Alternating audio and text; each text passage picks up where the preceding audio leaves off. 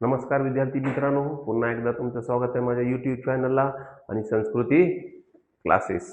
आज आपण सेमीचा इंग्लिश हा सब्जेक्ट घेणार आहोत. त्यामधला चॅप्टर आपण जो घेणार आहोत तो चॅप्टर आहे आपला 1.4 the people who protect nature. म्हणजे निसर्गाचे प्रोटेक्शन म्हणजे काळजी करणारे लोक, निसर्गाची काळजी करणारे लोकांच्या बद्दल आपण ऐकणार. या धड्यामध्ये सांगितलेलं आहे त्याबद्दल आपण माहिती घेणार आहोत. Do you know the name of the following picture. आता पिक्चर दिले आहेत, हे तुम्हाला सगळी नावं माहिती आहे. कुठला बनियान ट्री आहे, त्यानंतर हा कॅक्टस आहे, हा कोकोनट ट्री आहे. आता तुम्ही लिहू शकता, तुम्हाला माहिती आहे हा ट्री कुठला आहे. तर चला आपण पुढे जाऊया. Read it carefully. Nature is a very important for life.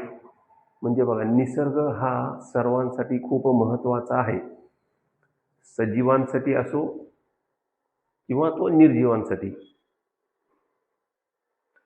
Forest gives us fresh air, clean water, food and shelter.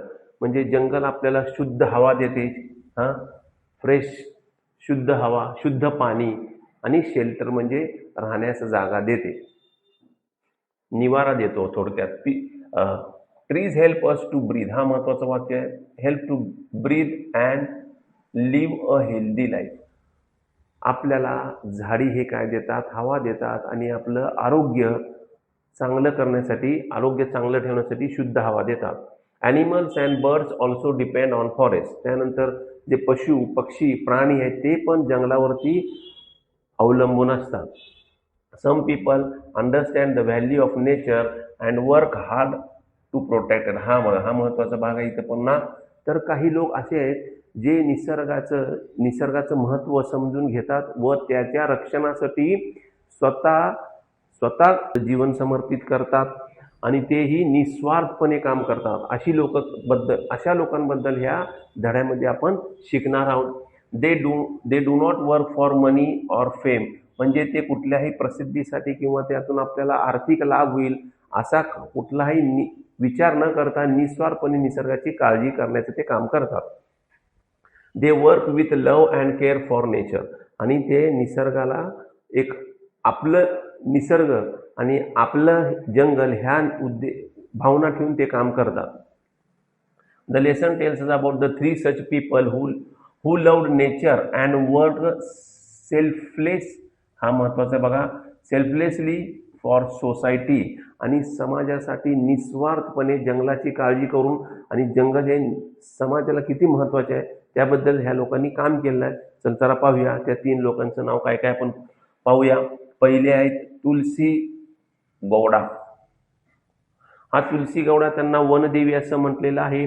आता तुलसी गौडा हे कुठं जन्मलेला तर का हलक्की कर्नाटकामध्ये, हलक्की ट्रायबल म्हणजे आदिवासी समाजामध्ये, हलक्की गावामध्ये कर्नाटकामध्ये त्यांचा जन्म झालेला आहे. तुलसी इज कॉल्ड अँड वनदेवी. त्यांना काय म्हणलेलं आहे? वनदेवी असं त्यांना संबोधण्यात आलेलं आहे. Which means tree goddess. देवांची देवता असं ते आहेत. आणि आता पाहिलं की त्यांचा जन्म, she has born in the Halakki tribal family in Karnataka. एका आदिवासी समाजामध्ये ते जन्माला आलेले आहेत कर्नाटक राज्यामध्ये. She did not go to school and could not read and write. त्या शाळेला गेल्या नव्हत्या, त्यांना लिहिता वाचता येत नव्हतं. However she learn many things by living close to the forest. आता त्या जंगलामध्ये राहून, जंगलाच्या सानिध्यात राहून खूप काही गोष्टी त्यांनी जंगलातूनच शिकलेल्या आहेत. She had deep knowledge of trees. त्यांना सखोल ज्ञान होता कशाचा? तर वनस्पती, झाडांचा. Plants and herbs. हर्ब्स म्हणजे बघा आपले औषधी वनस्पती म्हणतो आपण त्याला herbs. Environmentalist called her the encyclopedia. Environmentalist म्हणजे पर्यावरणवादी लोक, त्यांना जंगलाचे ज्ञानकोश असे त्यांना संबोधलेले आहे. Of the forest because of her great knowledge. तर त्यांना कशाला असं म्हटलेलं आहे एन्सायक्लोपीडिया, ज्ञानकोश? तर त्यांना जंगलामधील सखोल वनस्पती सगळ्या वनस्पतींच्या सखोल ज्ञान, झाडांचे ज्ञान होत्या, त्यामुळं त्यांना ज्ञानकोश जंगलाचे असे म्हणलेलं आहे. She planted more than 30,000 saplings in her life. त्यांच्या जीवनामध्ये ते जवळपास 30,000 झाडी त्यांनी लावलेले आहेत. She work with the forest department and took care of plants nursery. आता इथं महत्वाचं आहे, त्यांनी सरकारच्या फॉरेस्ट डिपार्टमेंट म्हणजे जंगलामध्ये खातं असतं फॉरेस्ट डिपार्टमेंट, त्यामध्ये त्यांच्यासोबत त्यांनी काम केलेलं आहे. शी कुड identify many types of trees new the mother tree. हा महत्वाचा बघायचं, new the mother tree of each species, म्हणजे प्रत्येक झाडीचा त्यांच्या मूळ, त्याला आपण म्हणतो मूळ झाड कुठलं आहे, म्हणजे त्याला मदर असं ती म्हणलेलं आहे. मदर ट्री म्हणजे मातृवृक्ष कुठला आहे ते त्यांना माहिती होतं. She believe that the forest taught her like a teacher. हे पण महत्वाचं आहे. त्यांना असं वाटतं की त्यांचे शिक्षक हे जंगलच होते, जंगलानं त्यांना खूप काही शिकवलेलं आहे. She loved trees as her own childrens. त्या जंगलामधील झाडांना आपल्या मुलासारखं सांभाळल्या. In 2021 the government of India honoured her with Padmashri award for her great service for nature. तर भारत सरकारनं त्यांना 2021 मध्ये पद्मश्री हे त्यांना सन्मान देऊन त्यांना गौरवण्यात आलेलं आहे. कशासाठी? तर निसर्गाबद्दल सर्वोत्कृष्ट काम केल्याबद्दल. तर चला आता दुसरे पाहूया कोण आहेत. दुसरे आहेत राहीबाई सोमा पोपरे. यांना आपण सीड मदर असं संबोधलेलं आहे. सीड मदर म्हणजे इथे तुम्हाला अर्थ दिलंय बीज माता असं त्यांना संबोधलेलं आहे. राहीबाई सोमा पोपरे त्यांना ही पद्मश्री मिळालेली आहे. बघा इथं आधी दिलेलं आहे. Is non as the seed mother. Seed mother त्यांना बीज माता असं त्यांचं ओळख होती. शी इज अ ट्रायबल. तेही आदिवासीमधून येतात समाजामधून. Farmer of Maharashtra. त्या महाराष्ट्रातल्या राहणारे आहेत आणि ते शेती करणारे आहेत. शी कुड नॉट अटेंड स्कूल. आता ह्यांचं पण तशीच परिस्थिती आहे बघा. She could not attend the school because her family was very poor. त्यांची गरीब परिस्थिती असल्यामुळे ते शाळेला जाऊ शकल्या नाही. She started working in the field at a young age. म्हणजे त्यांनी शेतामध्ये खूप लहान वयामध्ये शेतामध्ये कामं करण्यास सुरुवात केली. She learn farming through daily work and experience. हा महत्वाचा बघा, एक्सपिरियन्स फार महत्वाचा असतो. त्या म्हणजे ह्या राहीबाई सोमा ह्यांनी शेतात काम करून त्यांना इतका अनुभव आला. शेती लहानपणापासून काम केल्यामुळे त्या शेतीचा खूप अनुभवलेला म्हणून इथे एक्सपिरियन्स. डेली वर्क करत होते आणि त्यातून त्यांना खूप अनुभव आला. She saved many traditional and native seeds. हा महत्वाचा ऑफ द क्रॉप्स. आणि त्या शेतीच्या कामामधून त्यांनी नेटिव्ह म्हणजे जुन्या पद्धतीच्या बियाचे संवर्धन त्यांनी केलं. She encourage the farmer to grow local crops. आणि त्यातून त्यांनी तिथल्या गावातील लोकांना म्हणजे आपल्या पारंपरिक बीजारोपण करा अशी त्यांनी लोकांना शिकवण दिली. Instead of using the market seed. आता instead of using the market seed म्हणजे याचा अर्थ असो आहे, जर शेतकरी काय करतात, आजकाल सगळं रेडीमेड मिळतो बिया, ते न वापरता तुम्ही पारंपरिक पद्धतीच्या बिया वापरा असं त्यांना प्रोत्साहित केलं. शी टॉट people about organic farming. Organic farming म्हणजे सेंद्रिय शेती करायला त्यांनी शिकवलं आणि सांगितलं देखील. अँड नॅचरल मेथड म्हणजे नैसर्गिक पद्धतीनं कुठल्याही शेती करा असं त्यांनी सांगितलं. Rahibai is an active member of Kalsubai परिसर बियाणे संवर्धन समिती. त्या कळसुबाई परिसर बियाणे संवर्धनाच्या सदस्य आहेत. ते कुठं आलं तर अकोला इन अहिल्यानगर डिस्ट्रिक्ट. तर ते आहे अकोले गावामध्ये अहिल्यानगर जिल्ह्यामध्ये.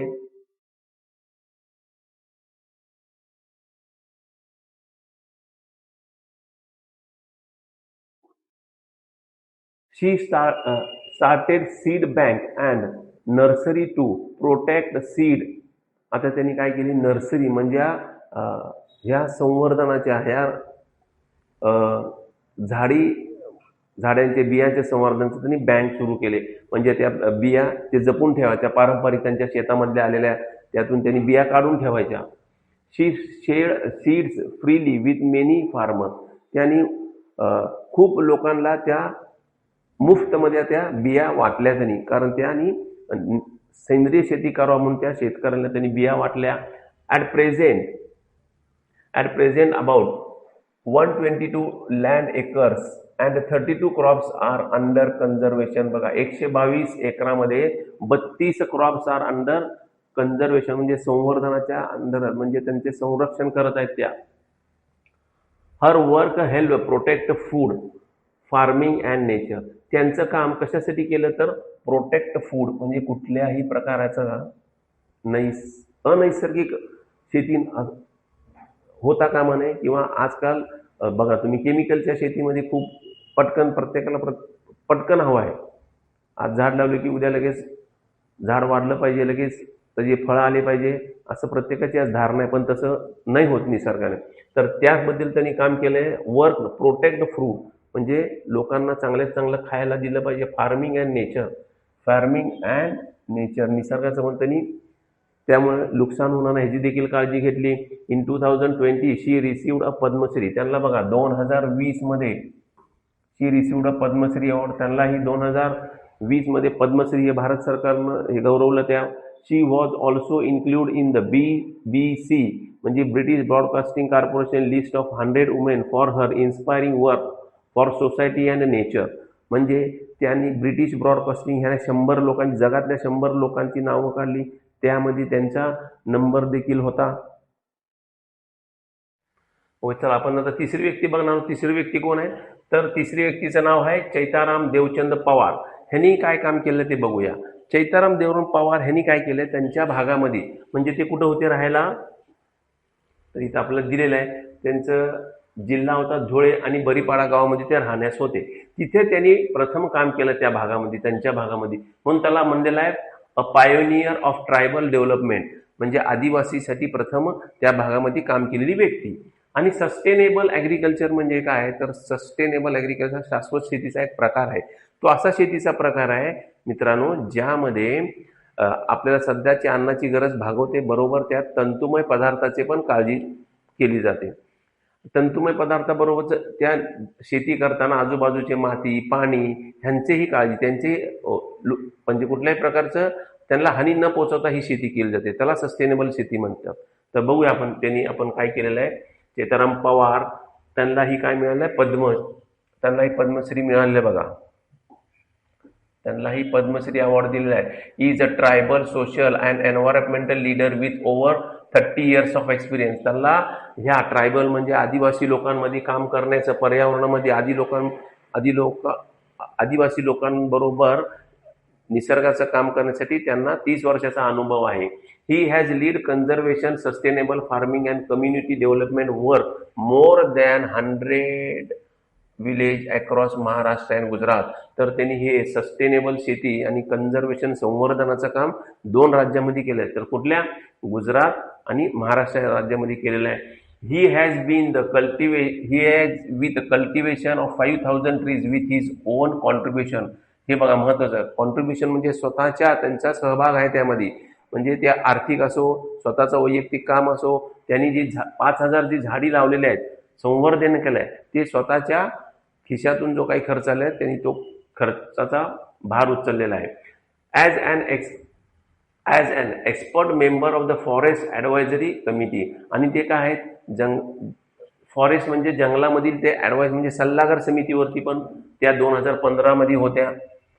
ही helped protect forest, empower tribal community specially women and promote self reliant development. आता काय म्हणले बघा इथं, ही हेल्प प्रोटेक्ट.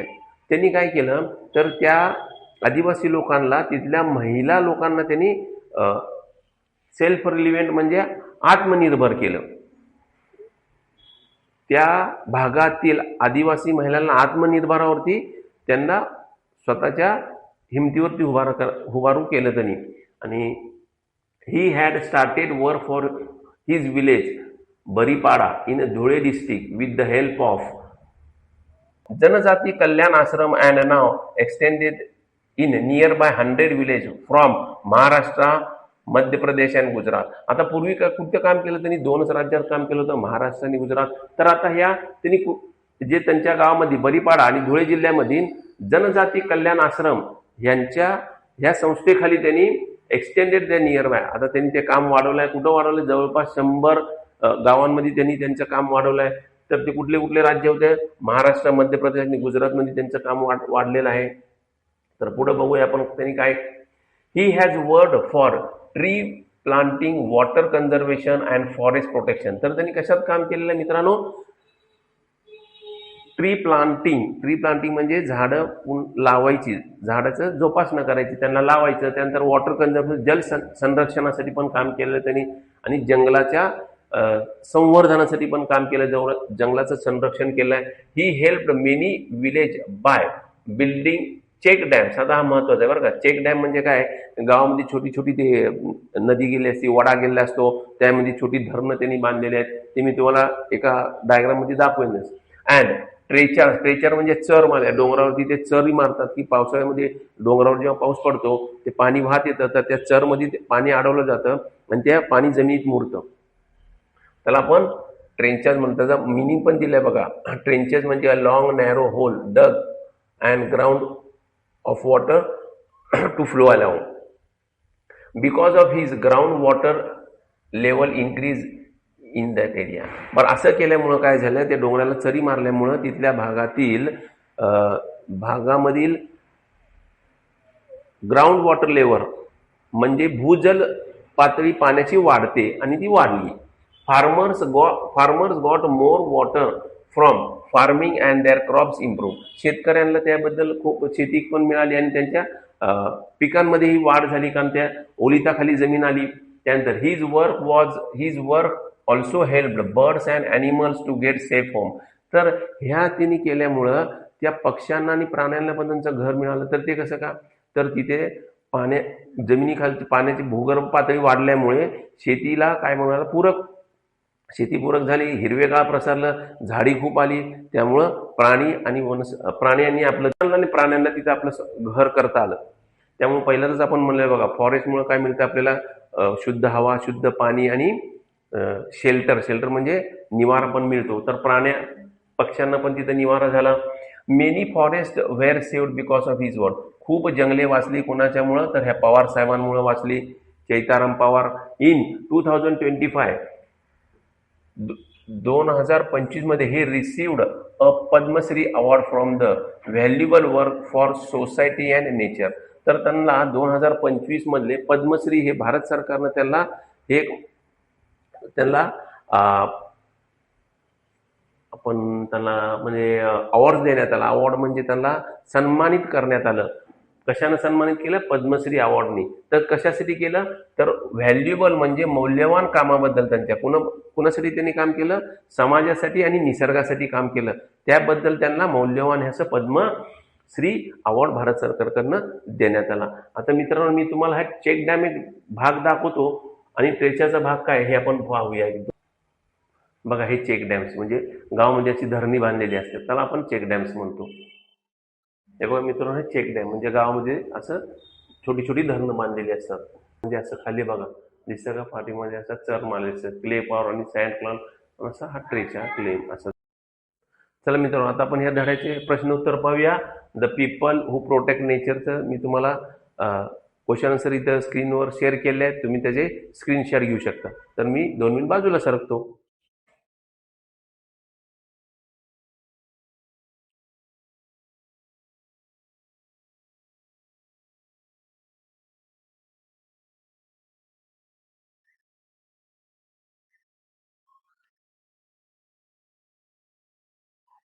ते तर तुम्हाला दिलेलं आहे ऑलरेडी. म्हणजे आन्सर आहे काय, प्रोनाऊन्स दिलेलं आहे बघा. मग कशाला काय वापरतो हा महत्वाचा आहे. किंग फिमेलला ही वापरतो आणि डॉलला इट. म्हणजे ह्यामध्ये 3 प्रकार आहेत.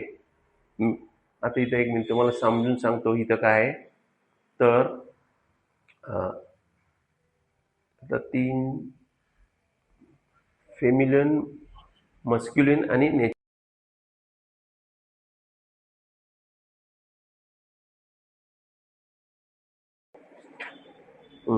तिथं जेंडर 3 प्रकारचे आहेत बघा, मेस्क्युलिन, फेमिलिन आणि न्यूट्रल जेंडर. तर मेस्क्युलिन म्हणजे जेंट्ससाठी वापरतो म्हणजे मेलसाठी वापरतो आणि फेमिनाईन म्हणजे फिमेलसाठी वापरतो, हे लक्षात घ्या. त्याप्रमाणे आपल्या इथे दिलंय किंग हा मेल आहे, ही दिलंय. डॉल हा न्यूट्रल आहे, न्यूटर आहे म्हणून त्याला इट दिलेला आहे. ठीक आहे मित्रांनो.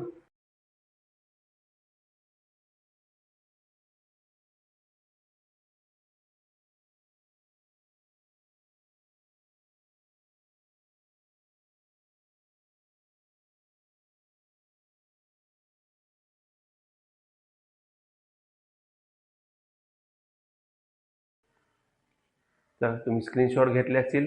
आता तुम्ही माझा व्हिडिओ पाहिल्याबद्दल धन्यवाद.